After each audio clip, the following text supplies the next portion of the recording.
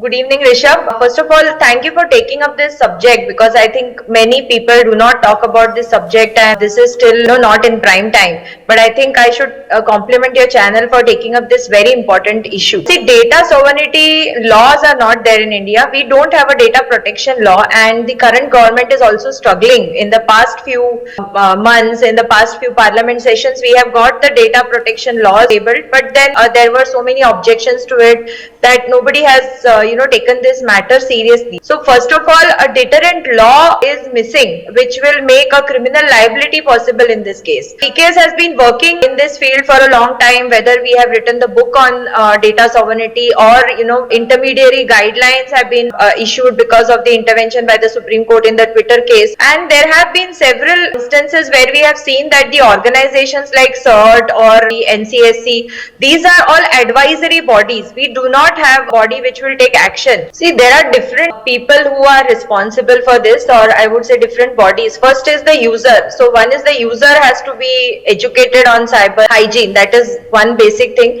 But having said that, this kind of frauds which are happening of selling data, this is a different kind of a scenario where either the company which is holding the data, which is the who is collecting the data, storing the data, they have to be made liable for the way they are storing this data or protecting this data.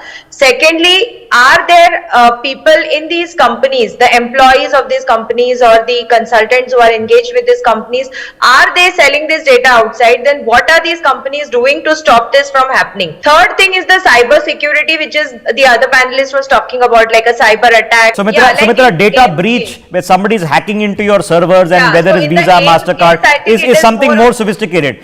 I am not talking about that. I am talking about what we see is somebody goes, here is $1,000, here 10,000 bucks, and an entire village is running call center scam. Now this is a serious problem. The responsibility has to be fixed on the person who is collecting this data. Like I said, we don't have any data privacy, data protection laws in place.